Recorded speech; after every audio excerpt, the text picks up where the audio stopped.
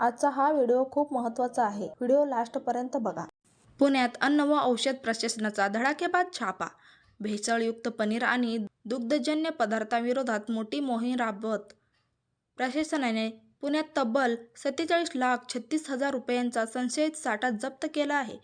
यामध्ये 2,806 kilo paneer, 13,127 kilo खवा, 138 kilo चीज analogue आणि 960 किलो तुपाचा समावेश आहे.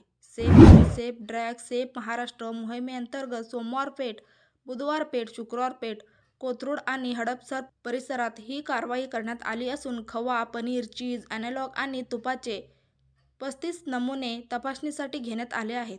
केवळ पुण्यातच नव्हे तर राज्यभरात प्रतिबंधक गुटखा आणि घातक पदार्थांविरोधात 1 ते 5 जून या काळात 195 छापे टाकून 192 जणांना अटक करण्यात आली आहे. या मोहिमेत राज्यभरातून 1,99,18,475 रुपयांचा प्रतिबंधित साठा जप्त करण्यात आला आहे. यासोबतच पिंपरी चिंचवडमध्ये 6 व्यक्तींविरुद्ध एफआयआर दाखल करण्यात आला असून भारतीय न्याय संहितेच्या विविध कलमांनुसार ही कारवाई करण्यात आली आहे. महाराष्ट्राचे एफडीए आयुक्त तुकाराम मुंढे यांनी पदभार स्वीकारल्यानंतर राज्यभर अन्न व औषधे क्षेत्रातील गैरप्रकारांविरोधात धडक मोहीम सुरू केली आहे. गेल्या काही दिवसात एफडीएने शेकडो ठिकाणी छापे टाकून गुटखा, पान मसाला आणि इतर बंदी घातलेल्या पदार्थांचा मोठा साठा जप्त केला आहे.